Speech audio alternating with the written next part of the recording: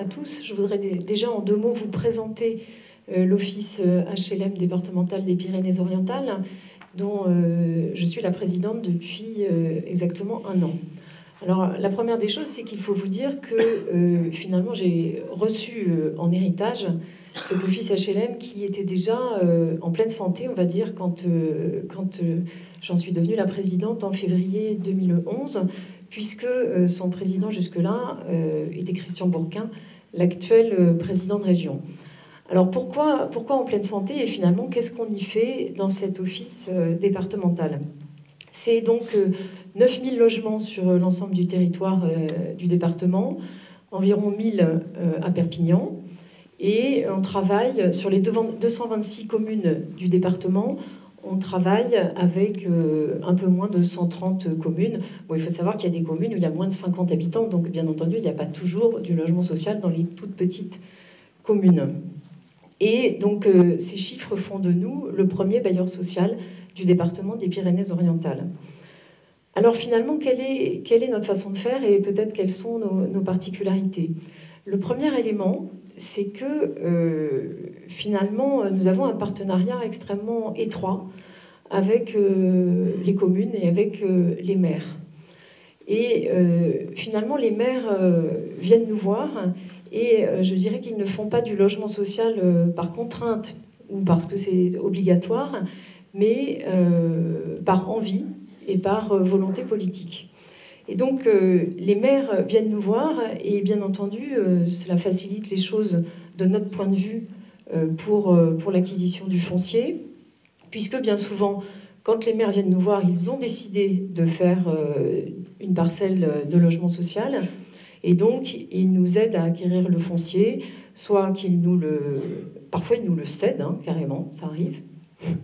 Et puis, le plus souvent, tout de même, on se met d'accord sur un prix, en essayant bien entendu de ne pas empiéter sur la totalité du prix de la construction. Ce qu'il faut savoir aussi, c'est que nous faisons énormément de petites opérations, c'est-à-dire très souvent des opérations qui comportent entre 10 et 20 logements.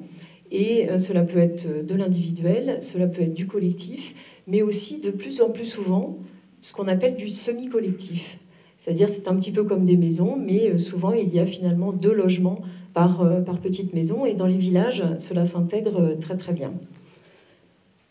Le deuxième élément important, c'est qu'outre la proximité avec les maires, nous privilégions également la proximité avec les locataires, et c'est ce qui a fait que nous nous sommes décentralisés sur l'ensemble du territoire.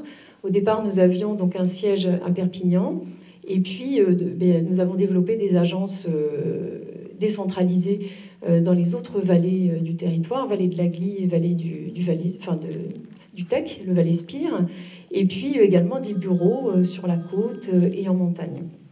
Ceci nous permet donc d'avoir un contact permanent avec nos locataires, et cela fait partie intégrante de notre façon de voir les choses et de notre politique. De la même façon, un autre élément important, c'est que nous sommes un des rares bailleurs sociaux à avoir toujours conservé des gardiens dans nos logements. Alors bien sûr, il n'y a pas un gardien par logement ou par groupe de logements, mais cela permet de garder un lien permanent entre le locataire et l'office. Ce qu'il ne faut pas perdre de vue, donc, je crois que ça a été déjà longuement dit, c'est que les locataires dans les Pyrénées-Orientales et en Languedoc-Roussillon en général, c'est tout le monde. C'est-à-dire, comme ça représente 60 ou 70% finalement de la population qui est éligible au logement social, eh bien les locataires, cela peut être...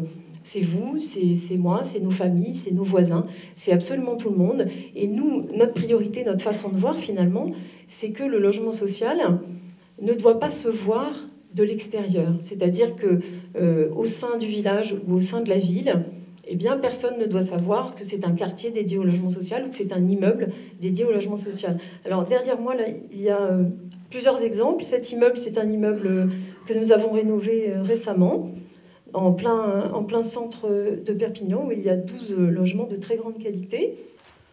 Enfin, vous m'aviez demandé de parler des difficultés et des avancées. Donc bien entendu, les difficultés, c'est la hausse des prix du foncier.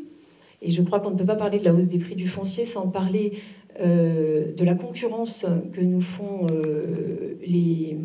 le privé, et en particulier les entreprises privées qui font du logement social. Et donc certains... Alors évidemment, c'est variable suivant les endroits. Le foncier nous pose surtout problème dans les endroits où c'est cher, et donc en pratique, c'est surtout Perpignan et la côte. Bien entendu, il y a aussi des problèmes plus spécifiques liés à la montagne, et donc le prix de la construction en montagne, là, c'est pas le prix du foncier, c'est le prix vraiment pour la construction qui est plus important, et donc nous devons trouver des montages particuliers pour pouvoir construire en Cerdagne. Alors comment on arrive à tout ça? Jusqu'à présent, on s'en est sorti comment? Eh bien, parce qu'il y a toujours eu à nos côtés la volonté politique à la fois du Conseil général depuis 1998 et du Conseil régional depuis plus récemment, de nous soutenir. Et c'est vrai qu'avec ces subventions donc de plus de 3 millions d'euros pour le Conseil général, ce sont des sommes importantes, eh bien, c'est cet argent-là qui nous permet de boucler chaque opération et de pouvoir garder des prix de loyer tout à fait corrects. Et enfin, dernier élément, devant cette pleine santé que nous affichons et ce partenariat fort avec l'ensemble des collectivités, eh bien, je tiens à souligner ici qu'il y a 10 jours, nous avons signé officiellement une convention avec la Caisse régionale des dépôts, avec la Caisse des dépôts et consignations, une convention qui nous engage jusqu'en 2016. Et la Caisse des dépôts s'engage ainsi à nous prêter entre 2012 et 2016 165 millions d'euros, ce qui nous permet à nous de planifier, de voir loin. C'est une opération un petit peu pilote, et la confiance que nous fait donc la Caisse des dépôts dans cette opération, eh bien, c'est parce que nous avons montré déjà depuis plus de 10 ans la solidité de notre organisme, mais nous avons aussi montré combien nous avions un partenariat fort avec le Conseil général, puisque c'est le Conseil général des Pyrénées-Orientales qui se porte caution, bien entendu, dans ce prêt. Donc ça pour démontre conclure, que... Oui. Voilà. Pour conclure, donc, ce que je voudrais souligner ici, c'est que la bonne santé de l'Office des Pyrénées-Orientales, eh bien, nous l'avons bien entendu grâce à l'ensemble des agents de l'Office qui travaillent fort bien, mais aussi la bonne santé financière grâce à l'engagement de l'ensemble des partenaires, que ce soit effectivement les maires, les communes, le département, la région. Et dans les Pyrénées-Orientales, nous avons ici un très bon exemple, finalement, où nous avançons collectivement, et je peux vous dire que cela marche. Merci.